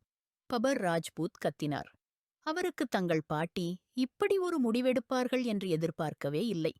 சரி, இதையும் முயற்சி பண்ணிக்க பாருங்க. பச்சாதாபம் வரக்கூடாதுங்க. கடுமையான குரலில் கூறியவாறே பரியாலின் கையை பிடித்துக்கொண்டு அவளை எப்படி ஹவிலிக்குள் கொண்டு வந்தாரோ அதேபோல ஹவிலியின் வாயிலுக்கு அழைத்துச் சென்றார். பபர் ராஜ்பூத் தங்கள் பாதுகாப்பாளர்களை உத்தரவு செய்யவே சியால் ராஜ்பூத் தந்தையை நிறுத்தினார்கள். அவர் தங்கள் மகனிடம் கோபமாக பார்த்தார். பாப்பா, அவள் என் மகள், இப்படி ஏதாவது செய்யாதீங்க. அவர் குரலில் வேண்டுகோள் இருந்தது. அதைக் கேட்ட பபர் ராஜ்பூத் தங்கள் கைகளை உரசிக்கொண்டே நின்றார். உலகின் சிறந்த வழக்கறிஞர் விருது செல்கிறது ஒரே ஒருவருக்கே, திரு அஸ்பந்த் யார்கானுக்கே. பரியால் கூறியவுடன் பலமாக கையடிக்க ஆரம்பித்தாள். அவள் அழுது கொண்டே இருந்தாள், சிரித்துக்கொண்டே இருந்தாள். அந்த நேரத்தில் அவன் பரியாலைக்கான் ஹவிலிக்கு அழைத்துச் செல்லவும் இல்லை. ராஜ்பூத் ஹவிலியில் விட்டுவிடவும் இல்லை. அவர் தன்னுடைய பண்ணை வீட்டிற்கு வந்திருந்தார். அங்கே பரியால் அவனை பார்த்தவாறே விமர்சனமாக கையைத் தட்டிக்கொண்டு பாராட்டு கூறினாள். அஸ்பந்த் யார்கான் படுக்கையின் மேல் சாய்ந்தவாறே அவளை கூர்மையாகவும் கண் இமைகளின் இடையிலேயும் பார்த்தவாறே இருந்தான். என்ன ஒரு அபாரமான நடிப்பு! நீங்கள் செய்த விஷயத்துக்கு பாராட்டு சொல்ல வேண்டியதுதான். அவள் தன் கன்னத்தில் கண்ணீரை கோபத்தோடு அழுத்தி பிழிந்தபடி அவனை நோக்கி சொன்னாள். உன்னிடம்தான் கற்றுக்கொண்டேன். அமைதியான குரலில் பதில் வந்தது. நீங்கள் பொய்யாளி, நீங்கள் வஞ்சகர். இப்போது அவள் கத்தினாள். உன் நிறத்தில் நானும் கரைந்துவிட்டேன். 6 மாதங்களில் ஏதாவது தாக்கம் ஏற்பட வேண்டாமா? நான் எந்த பொய்யும் சொல்லவில்ல, எந்த வஞ்சகமும் செய்யவில்ல. நீங்கள் என்மேல் குற்றம் சாட்ட முடியாது. அவள் கடுமையாக பதிலடி கொடுத்தாள். அஸ்வந்த் யார்கான் படுக்கை மேடையின் மீது சாய்ந்திருந்ததை நேராக நின்றவாறு அவளிடம் வந்தார். எத்தனை தடவைகள் சொல்லியிருக்கேன் என் சேர்ந்து சத்தம் அதிகமாக பேசாதேன்னு. இனிமேல் உன் குரல் உயர்ந்தால் பார்த்துக்கொள். என் குரலும் உயரும். நீங்களும் பதிலளிக்க வேண்டியிருக்கும். ஏன் இப்படி நடக்கிறீர்கள் என்னோட? என்ன தவறு பண்ணேன்னு சொல்லுங்களேன். இப்போது அவள் அவன் கமீஸின் காலரை பிடித்து கத்தினாள். அவள் காலர் வரை எட்டியது அஸ்வந்த் யார்கானை மேலும் சீற்றமடைய வைத்தது. அவள் 2 முழங்கைகளை அவரால் திடீரெனப் பிடித்து அவை பின்புறம் திருப்பப்பட்டன. அந்த வலியால் அவளது வாயிலிருந்து ஒரு கத்தல் எழுந்தது. நான் குரல் உயராதேன்னு சொல்றேன். நீ நேரே என் காலருக்கு வர்றே. தெரிஞ்சுக்கோ, எனக்கு அபக்கிரமம் சகிக்காது. அப்படின்னு தெரியும்போது ஏன் அதை மீறி என்னை கோபப்பட வைக்கிற? இப்போ அவன் குரல் மிதமானதாக இருந்தாலும் அவள் கைகளை விடவில்லை. நீங்கள் ஒரு கொடூரமான மனிதர். என் கையை விடுங்கள். உடைக்கணுமா? அவள் வலியைத் தாங்கிக் கொண்டு நெற்றியில் கோபத்துடன் பார்த்தபடி கூறினாள். உடைக்கணும்னு இருந்திருந்தா இதுவரைக்கும் உடைஞ்சிருக்கும். அவன் திடீரென அவள் கைகளை விட்டுவிட்டான். அவள் தன் கைகளை நெருக்கிக் கொள்கிறாள். அவை ஒரு கணத்தில் சிவந்துவிட்டன. உங்களுக்கே பெரிதாக பசித்திருக்கும். அப்பாவை விட்டுவிட்டு கணவரை தேர்ந்தெடுத்ததற்கு. அவள் முகத்தில் தோன்றும் உணர்வுகளை கவனித்தபடி அஸ்வந்த் யார்கான் தவமிருக்கும் விமர்சனத்துடன் சொன்னார். நீ என்ன செய்வதோ செய்துவிட்ட. என்ன பேசணும்னு நினைச்சியோ சொல்லிட்ட. இனிமேல் எங்க அருகே கூட வராதே. என்னோட பேசக்கூடாதேனா? கண்ணீரைத் தடுத்தபடி முகத்தில் சினத்தை சுமந்து அரைவாசலுக்கு செல்ல முயன்றாள். அப்போது அஸ்வந்த் யார்கான் அவளது இடுப்பில் கை வைத்து அவளை திருப்பித் தன் மார்பில் நெருக்கினார். ஃபரையால் அவன் கையை வலியுறுத்தி தள்ள முயன்றாள். ஆனால் பிடி மிகவும் உறுதியானதாக இருந்தது. அவன் அருகிலேயே அவள் பீச்சப்படுவது போலத் தன்னை விடுவிக்க முயன்றபோது அவனோ அவள் அந்த செயலிலும் மோகமடைந்தான். முதல் நாள் நானே உன் இறக்கைகளை வெட்டியிருந்தா இப்போது இவ்வளவு பறக்க முடியுமா? உன்னால் என்னை எதிர்க்க எப்படி தைரியம் வந்தது? இப்போது அவன் குளிர்ந்த குரலில் கூறினான். ஆனால் அது அவள் மனத்தில் பல அதிர்வுகளை ஏற்படுத்தியது. நான் நான் என்ன பண்ணேன்? நீ தன்னிடம் எவ்வளவு தூய்மையானவளா நடிக்கிறாயோ அவ்வளவு தூய்மையானவளா இல்ல. நிஜத்தை விட ஆரம்பிச்சா நிகத் பாப்பாவிடம் ஏன் கை கொடுத்தாய்? அந்த கேள்வியே அவள் தவிர்க்க விரும்பியது. அவள் தலையை கீழே வைத்தாள். விட்டுவிடுங்கள் என்னை அஸ்வந்த். அவள் மீண்டும் தன்னை விடுவிக்க முயன்றாள். முதலில் என் கேள்விக்கு பதில் சொல், ஃப்ரையால் ராஜ்புத். இல்லையென்றால் உன்னை உயிரோடு விடமாட்டேன். அவள் கூந்தலை கையில் மடிக்க அவள் முகத்தை மேலே தூக்கி தன் முகத்திற்கு அருகில் கொண்டு வந்தான். இல்ல, கை கொடுக்கல, எதுவும் பண்ணல. உங்களுக்கு தவறான எண்ணம். அவள் வார்த்தைகள் அவளது உதடுகளிலேயே உறைந்துவிட்டன. ஏனெனில் அஸ்வந்த் அவளது உதடுகளை தாக்கமாக சிந்தினான். அவளது மூச்சுத் தொண்டையில் முடங்கிவிட்டது. என்னுள் இருக்கும் கொடூரமான ஆள நீ எழுப்பாதே ஃப்ரையால். நான் கடுமையாக நடந்து கொள்ள விரும்பல. ஆனா நீ என்னை வலுக்கட்டாயம் செய்ற. எனக்கு எல்லாம் உண்மையை சொல்லிடு. இல்லையென்றா நான் என்னதான் செய்வேனோ எனக்கும் தெரியாது. அவன் ஆழமான மூச்சுடன் பேசினான். அவளது மூக்குடன் தன் மூக்கை ஒட்டி பேசினான். ஃபரையால் அவளது அசாதாரணமான மூச்சுக்களை நிலைநாட்ட முயன்றாள். ஒரே தருணத்தில் அஸ்வந்த் யார்கான் அவளை மெலிதாக்கியிருந்தான். உங்களுக்கு தவறான எண்ணம்? இப்போதும் அவள் ஒப்புக்கொள்ள விரும்பவில்லை. அவளும் நிக்கத்துடன் சேர்ந்து அவன் குடும்பத்துக்கு எதிராக எத்தனை பெரிய சூழ்ச்சி செய்திருப்பதனை மறுக்க விரும்பினாள். அவள் தனது தாத்தா கூறியதால்தான் அவன் வாழ்க்கையில் புகுந்தாள். அவனை கேவலப்படுத்தவே. அவளுக்கு பழிவாங்க வேண்டும் அந்த கான் ஹவேலி குடும்பத்திடம். அவளது தாய் செய்ததைப் போலவே அவள் அதை இப்போது திருப்பி செலுத்த வந்திருந்தாள். கான் ஹவேலி மகளின் தவறுக்கு பழி கட்டுவதை அவள் கான் ஹவேலி மகனிடம் செய்ய வந்திருந்தாள். அதற்காக கான் ஹவேலியின் மிக வலிமையான ஆதாரத்தில் தாக்கம் ஏற்படுத்தியிருந்தாள். அஸ்பந்த் யார்கான். எல்லாமே அஸ்பந்த். யார்கானுக்கு தெளிவாக புரிந்துவிட்டது. ஆனால் அதற்குப் பிறகும் பரியால் ராஜ்புத் தன் செயல்களில் உறுதியாகவே இருந்தாள். இதுதான் அவனை கடும் கோபத்திற்கு உள்ளாக்கியது. அவளை படுக்கையில் உரசியவாறு அவர் கூறினார், இன்று உனது எல்லா அத்தியாயங்களும் கிழியப் போகின்றன. அப்போது நீயே உண்மையை தெளிவாகச் சொல்வாய். தனது சட்டையின் மேலிருக்கும் 2 பொத்தான்களை அவிழ்த்தவாறு அவர் கோபத்தை கட்டுப்படுத்த முயன்றார். பரியல் பின்னே நழுவி கண்ணீர் வடிக்கத் தொடங்கினாள். ஆனால் அவள் அஸ்பந்தின் கோபத்தை நன்றாகவே அறிந்தவள். அவர் சொன்னதை அவர் கண்டிப்பாகச் செய்வார். எதிரில் யார் இருந்தாலும் பொருட்படுத்த மாட்டார். அஸ்பந்த், தயவு செய்து, எனக்கு பயமாக இருக்கிறது. அவளது தலையை மெத்தையில் சாய்த்தவள் நடுங்கி பேசினாள். அஸ்பந்த் அவளது கழுத்தில் முகத்தை புதைத்தார். தனது கோபத்தை கட்டுப்படுத்த முயன்றார். அவளுக்கு துன்பம் ஏற்படக்கூடாது என்பதற்காகவே. ஆனால் அவள் இன்னும் உண்மையை மறைத்துக் கொண்டிருந்தாள். அஸ்பந்த் யார்கானுக்கு பொய்கள் பிடிக்கவில்லை. அவளது பொய்களால்தான் இப்படி கடுமையாக நடந்து கொண்டார். அஸ்ஃபி, அவளது கண்ணீர்கள் மெத்தையில் ஊறின. அஸ்பந்த் சிறிது உயர்ந்து அவளது கண்களில் பார்த்தார். இது கடைசி முறை கேட்கிறேன். ஏன் என்னை ஏமாற்றினாய்? இதற்குப் பிறகு சொல்ல வேண்டுமென்றாலும் கேட்க மாட்டேன். அவர் குரலுக்குள் இருக்கும் கடுமை பயமுறுத்தியது. நீங்கள் எனக்கு வலிக்க வைக்க மாட்டீர்கள் அஸ்ஃபி. நீங்கள் என்னை நேசிக்கிறீர்கள். நேசிக்கிறவர்கள் வலிக்க வைக்க மாட்டார்கள். அழுதவாறு அவள் அவர் செயலை தடுத்து நிறுத்த முயன்றாள். நீ ஒரு நம்பிக்கையை நொறுக்கியாய். இன்று நான் உன் நம்பிக்கையையே நொறுக்கப் போகிறேன். அவரது குரலில் ஒரே ஒரு தீர்மானம். அவள் கழுத்தில் இருந்த துப்பட்டாவை பறித்து எறிந்தவர் அவளது உதடுகளை கடுமையாக பிடித்தார். அவளது சுவாசங்களை இருத்தினார். அவள் அழுதவாறே தடுமாறினாள். தயவு செய்து, அஸ்ஃபி, என் வார்த்தைகளை கேளுங்கள். அவள் இப்போது உண்மை பேச விரும்பினாள். ஆனால் ஆஸ்பந்த் தனது செவிகளை மூடியிருந்தார். அவளது உடையை அவள் உடலிலிருந்து கழற்றி அவளது இதயத் துடிப்பில் மேலோங்கி அவர் தன்னையின்றி நடந்து கொண்டார். பரியாலின் இதயம் கடுமையாக துடிக்க ஆரம்பித்தது. அவளது அதிரும் துடிப்புகளில் தனது தடங்களைச் செதுக்கினார். அவர் அவள் மீது வைத்திருந்த பித்துப் பெருமையை ஆஸ்பந்த் யார்கானுக்கே பயமாக இருந்தது. அதனால்தான் திருமணமான 6 மாதங்கள் ஆகியும் அவளது மெல்லிய தன்மையால் தொடக்கூட முடியவில்லை. ஆனால் அவள் ஆசையும் உணர்வும் போல நடித்திருந்தாள். உண்மையில் அவனது வாழ்வில் பொய்யுடன் வந்தவள். அஸ்பந்த் அவளது உடலில் இருந்த அனைத்து தடைகள் நீக்கினார். அவளது அழுகையை ஒடுக்கினார். நான் உங்களை மன்னிக்க மாட்டேன் அஸ்வி.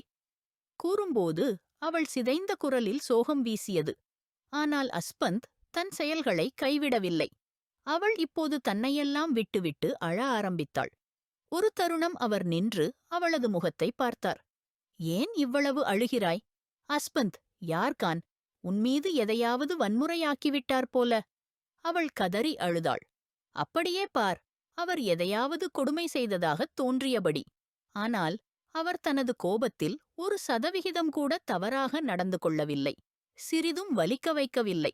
எந்தவிதமான கடுமையுமில்லாத செயல்களே. விட்டுவிடுங்கள் என்னை அஸ்பந்த். அழுகையோடு அவர் உரசிய வலுவான மார்பில் பஞ்சமாக கையெடுத்தவள் கண்களை மூடிக்கொண்டு அலறினாள். ஷ், சத்தமிடாதே. இல்லையெனில் என் கோபத்தை நீ தாங்க முடியாதது. என் மென்மையை தவறாக எடுத்துக் கொள்ளாதே. அவர் எச்சரிக்கையோடு கூறினார். மிகுந்த நன்றி உங்களுக்கே. என் மீது கோபத்தில் உரிமையாக்கிக் கொள்ளாமல் இருக்கிறீர்கள். அவளே சொல்லிக் கொண்டாள். அதுவே பாக்கியிருக்கு. எப்படியாவது என்ன மிதிக்க விரும்புறீங்கன்னு தெரியுது. பண்ணிக்கோங்க உங்கள் மனசுக்குள்ள ஆசையை. அவன் மார்பும் முதுகும் நகத்தால் கீறிக்கொண்டே கோபத்தோட அழுது கொண்டு சொன்னாள். ஆனால் அஸ்வந்தின் செயலால் அவளது குரல் மீண்டும் சின்ன சின்ன நெறித்தொனிகளாய் மாறிவிட்டது. இப்போ இந்த முறையில் அவன் மிகவும் மென்மையாகவும் நேசத்தோடவும் அவளை கட்டி வைத்தான். அவன் அந்த மென்மையால் அவள் நிம்மதியாகி அவனை பார்த்து கொண்டே போனாள்.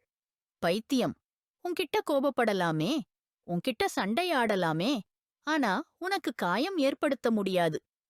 அவளிடம் அவன் காதலால் முற்றிலும் தோற்றுவிட்டான். அவன் கழுத்தில் தலையை மறைத்து அவளை தன்னுள் உறைந்து கொண்டான். கான் ஹவிலியின் பெண் திருமணமானவுடன் ராஜ்பூத் ஹவிலிக்கு சென்றாள். அவளது சகோதரியின் மரணத்திற்கு பழிவாங்கத்தான் சென்றாள். ராஜ்பூத்கள் அவளது சகோதரியிடம் செய்த கொடுமைகளுக்கு பழிவாங்க சமயா அந்த குடும்பத்துக்குள் நுழைந்தாள். அவர்களின் ஒரு மகனை திருமணம் செய்தாள், சையால் ராஜ்பூத்தை. மற்றொரு மகனை, ஜமால் ராஜ்பூத்தை கொன்றுவிட்டாள். ஜமால் ராஜ்பூத்தின் மரணம் அந்த ராஜ்பூத் ஹவிலியின் சுவர்களையே நடுங்க வைத்தது. பழிவாங்கிய பிறகு சமயா ராஜ்பூத் அந்த வீட்டில் தங்கவில்லை. அவள் தன் மகளை எடுத்துக்கொண்டு போனாள். ஆனால் வழியிலேயே சையால் ராஜ்பூத் அவளை தடுத்து நிறுத்தினார். அவர் அவளை கொல்ல முடியவில்லை, ஏனெனில் அவர் அவளை நேசித்தார். ஆனால் மரணத்தையும் விட பெரிய தண்டனை கொடுத்தார். அவளிடம் இருந்த அவரது மகளை பறித்தார். வெறுமையாகவே சமயாவை கான்ஹவிலிக்கு அனுப்பி வைத்தார். சமயா பலமுறை அழுதார், கரையினார். ஆனால் சையால் ராஜ்பூத் எந்த தயவையும் காட்டவில்லை. அவர் தன் ஒரே மகள் ஃபரியால் ராஜ்பூத்தை எடுத்துக்கொண்டு பாகிஸ்தானையே விட்டுவிட்டார். பிறகு வேறொரு நாட்டில் குடியேறிவிட்டார். யாரும் தெரியவில்லை அவர் ஃபரியாலைக் கொண்டு எங்கே சென்றார் என்பதை. அவர் ஃபரியாலிடம் நிறைய பிரெயின் வாஷ் செய்தார். அவளது அம்மாவிற்கு எதிரான விஷம் அவளிடம் ஊட்டினார். ஃபரியாலின் திரும்புவது அவள் 18வது வயதில்தான். அவள் அஸ்ஃபந்த் கானை காதலின் வலையில் வீழ்த்தினாள். ஆனால் மக்கள் கூறியதைப் பொறுத்தவரை அஸ்ஃபந்த் தான் அவளை சிக்க வைத்தான். உண்மையில் அந்த நிரபராத வக்கீல் அவளது கண்ணியமான நடையால் கட்டிப்போனான். திருமணமும் செய்துவிட்டான். சமயா செய்ததை விட அதிகமான விஷயங்களை செய்ய அவளிடம் கூறப்பட்டது. அவளுக்கு பயிற்சி கூட கொடுக்கப்பட்டது. ஆனால் இதில் ஃபரியால் ஒரு தவறு செய்தாள். அவளது மனசையே அஸ்ஃபந்திடம் கொடுத்துவிட்டாள். நிக்கத் ராஜ்பூத் அவளது பூபி அட்னி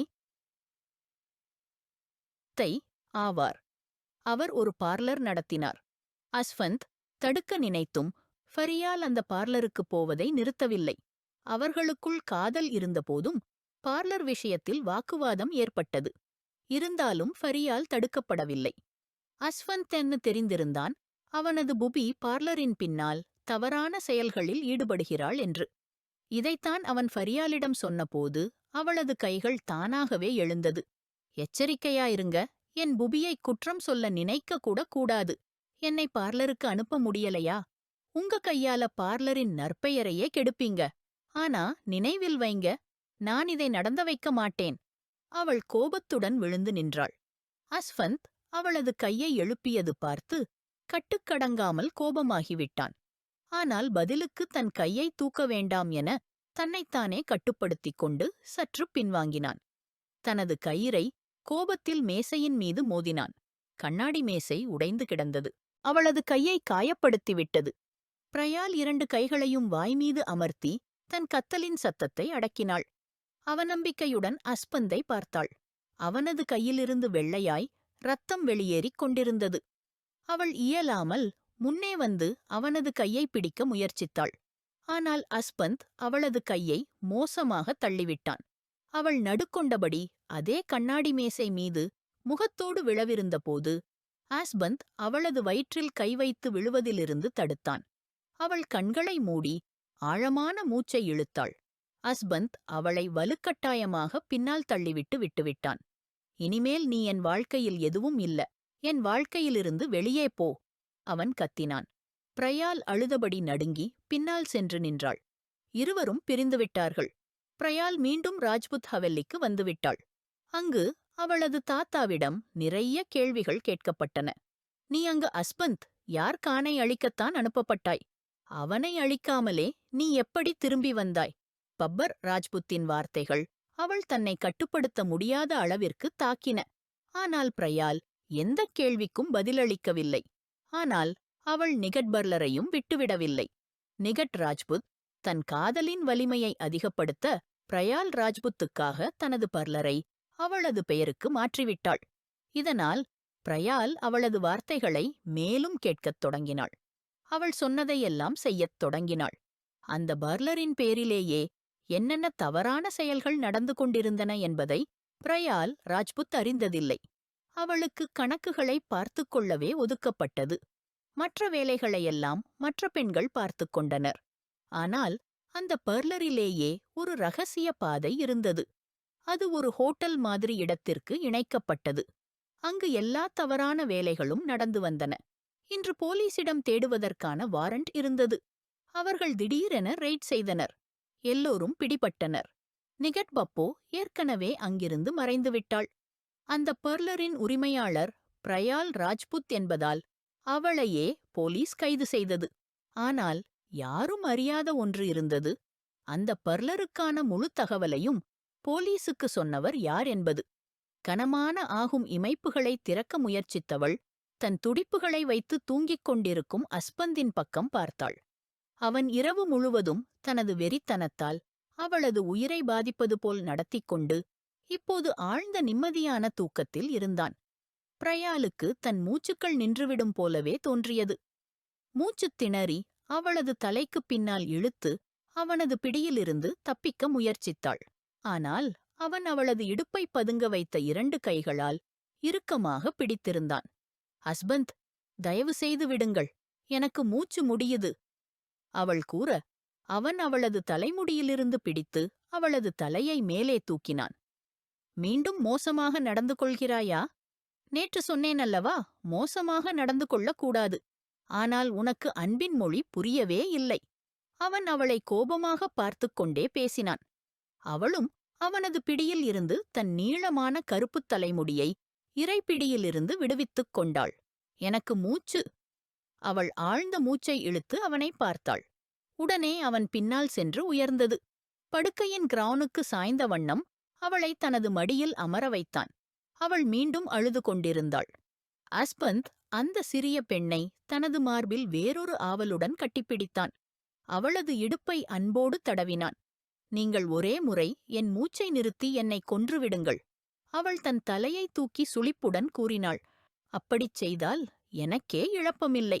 அவளது கண்ணீரை பாசத்துடன் துடைத்தவாறு மென்மையான குரலில் அவன் கூறினான்.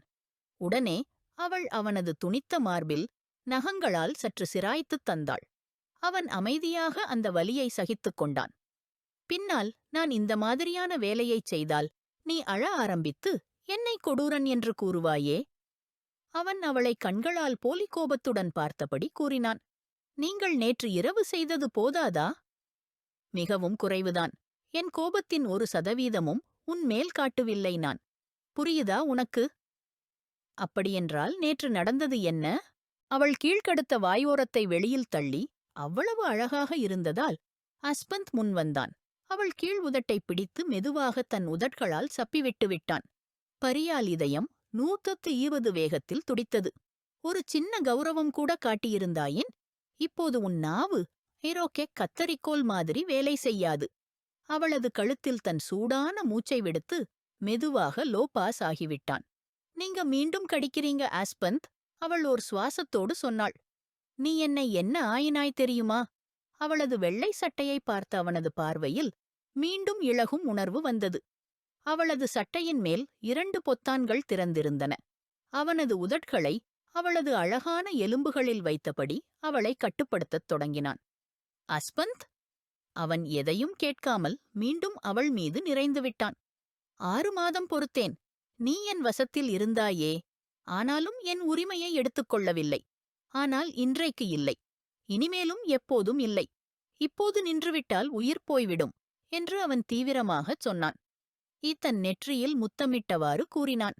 பரியால் அவனது உதடுகளில் தன் உதடுகளை வைத்தாள். அஸ்பந்த் அமைதியாக அவளைப் பார்த்தான். உயிர் போகும் மாதிரி பேசாதீங்க அஸ்பந்த், அவள் வேதனையுடன் சொன்னாள். நீ என்னை கொல்லத்தான் வந்தாய் இல்லையா? திருமணமும் அதற்குத்தான் அல்லவா? அப்போ என் இறப்புக்கு ஏன் இவ்வளவு துக்கப்படுகிறாய்? அவளது சிதறிய முடியை பின்னோக்கி அழுத்திக் கொண்டு அவளிடம் பேசினான். ஆம், வந்தேன். எல்லாமே சதித்திட்டம்தான் என்பதை ஒத்துக்கொள்கிறேன். ஆனாலும் அல்லாஹ் சாட்சி, உங்களுக்கு ஒரு தீங்கும் செய்யவே நினைத்ததில்லை என்று அவள் நம்பிக்கை ஊட்டும் விதத்தில் ஆழமாக மூச்சு விடுத்து சொன்னாள். எனக்கு எல்லாமே தெரியும். ஏற்கனவேதான் தெரிந்தது. ஆனாலும் உன் வாயிலாக உண்மையைக் கேட்க வேண்டும் என விரும்பினேன். ஆனால் நீ மிகவும் தாமதம் செய்துவிட்டாய் பரியால் என்று ஆஸ்பந்த் வேதனையுடன் சொன்னான். மன்னித்து விடுங்கள். அவளது கழுத்தைச் சுற்றிக் கொண்டு அவனது மார்பில் இறுக்கமாக தன்னை ஒட்டியபடி சொன்னாள். அஸ்பந்த் தன் கண்களை மூடிக்கொண்டான். கீழே சாய்ந்து பரியாலை தனது மார்பில் இழுத்துக்கொண்டான். கிஸ்மீ! அவளது வேண்டுகோளுக்கு பதிலளிக்க பரியால் திடுக்கிட்டு அவனைப் பார்த்தாள். அப்படி என்னை பாராமாயிரு. Kiss me fast! இப்போது அவன் கொஞ்சம் கோபமாகக் கூறவே பரியால் அவன் உதடுகளில் சாய்ந்தாள். ஆனால் அவன் மென்மையான பிடிக்குள் அஸ்பந்த் வலுவான பிடியில் மாறிவிட்டதும் அவள் மீண்டும் தன்னையே அவனிடம் ஒப்படைத்து விட்டாள். வழக்கு தீர்ந்துவிட்டது. நிக்ஹத் கைது செய்யப்பட்டிருந்தாள். இந்த முறையிலெல்லாம் முக்கியமான பாத்திரம் அஸ்பந்த்தான். அந்த அழுக்கு பார்லர் குறித்து தகவலளித்தவனும் அவன்தான். அது பரியால் ராஜ்பூத்தின் பேரிலான பார்லர் என்று தெரிந்தும் நடவடிக்கை எடுத்தவன். காரணம், உண்மையான குற்றவாளி நிக்ஹத்தான். சில மாதங்களுக்கு முன்னர் சதியின் மூலம் அந்த பார்லர் பரியாலின் பெயருக்கு மாற்றப்பட்டிருந்தது. இன்று நீதிமன்றத்தில் விசாரணை நடந்தது. அஸ்பந்த் தனது மனைவியை அந்த வழக்கிலிருந்து கௌரவமாக விடுவித்தவுடன் தனது பிளாக் கண்ணாடியை அணிந்து பரியாலின் பக்கம் பார்த்தான். அவளது கண்களில் மகிழ்ச்சி கண்ணீர் இருந்தது. அவளது கன்னத்தில் இருந்து கண்ணீரை துடைத்து மார்பில் சாய்த்துக் கொண்டான். அந்த வழக்கில் தனது மனைவியையே கைது செய்ய வைத்தவனும் அவன்தான். ஆனால் கைது செய்வதற்கு முன்பே பிரிவி பெல் எடுத்தவனும் அவன்தான். அவன் அவளை 6 மணி நேரம் சிறையில் வைத்தான். ராஜ்பூத்துக்களுக்கு பாடம் கற்றுக் கொடுக்கவே. ஆனால் 1 நிமிடமும் அமைதியாக இல்லாமல் கழித்தான். வீட்டுக்கு அழைத்து வந்தது வரை. தனது கணவரை பார்க்கும் பரியால் சிரித்தாள். அவனது கணவர் ஒரு சூழ்நிலை மாற்றும் வீரன். அவன் ஒரு கெட்ட வக்கீல். அவளது கண்கள் நேசத்துடன் அவனை நோக்கியன. அஸ்பந்த் அவளுக்கு ஒரே கண் சிமிட்டினான். நீங்கள் இருவரும் சந்தோஷமாக இருக்கப் பார்த்தவுடன் மனசுக்கு நிம்மதியாயிருக்கு என்று ஜஹாங்கீர் அவர்கள் இருவரையும் பார்த்தவாறு அருகில் வந்தான். தயவு செய்து ஜஹாங்கீர் பாய், நீங்க ரொம்ப சப்போர்ட் பண்ணீங்க. ஒரு நண்பன் இருந்தா உங்க மாதிரி இருக்கணும். பரியால் உண்மையுடன் அவனை பாராட்டினாள். இது அஸ்பந்த்க்கு கொஞ்சம் பிடிக்கவில்லை. வாங்க, சாயங்காலம் ஆகுது. வாய்க்குனிந்து கூறியவாறே அவன் ஃபரியாலைக் கொண்டு நீதிமன்ற அறையிலிருந்து வெளியே வந்தான். அங்கு கான் ஹவீலியின் எல்லா உறுப்பினர்களும் இருந்தனர். அனைவரும் சேர்ந்து ஃபரியாலை வரவேற்றனர். ஃபரியால் அனைவரையும் அணைத்துக் கொண்டாள். அவர்களிடம் மன்னிப்பும் கேட்டாள். நானா ஜான், சாத்தியமானால் என்னை மன்னித்து விடுங்கள் என்றாள் அவர். அவருடைய நானா ஜானை காணும் கண்ணீருடன். அவரோ தனது தலையில் கருணையுடன் கையை வைத்து விழித்தார். சாமியா பெகம் அவரை நோக்கி முன்னே வந்தார்கள். ஆனால் ஃபரியால் தனது முகத்தை திருப்பிக் கொண்டாள். அவளின் இந்த மரியாதையற்ற நடவடிக்கை சாமியா பெகத்துக்குப் பெரிதும் வேதனை அளித்தது.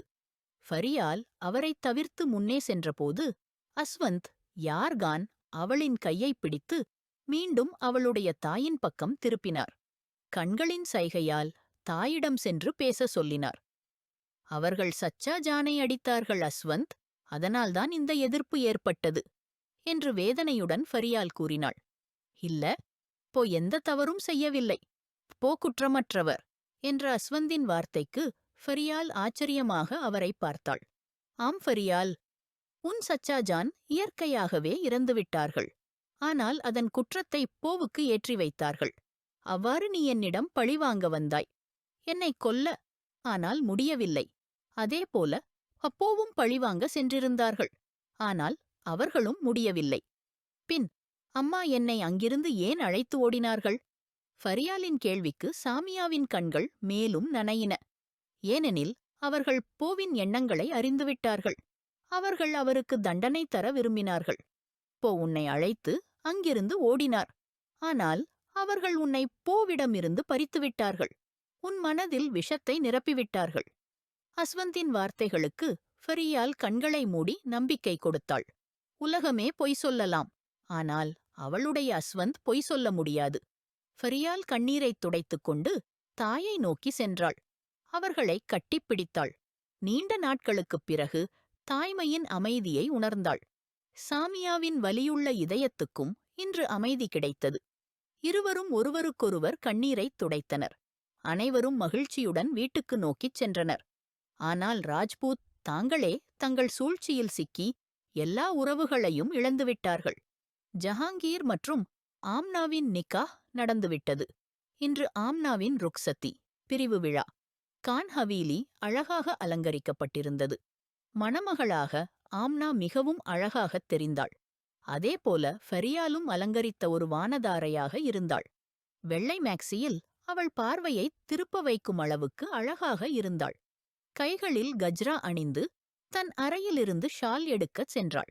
அப்போது அஸ்வந்த் திருட்டுத்தனமாக அவளுக்குப் பின் அறைக்குள் வந்தான்.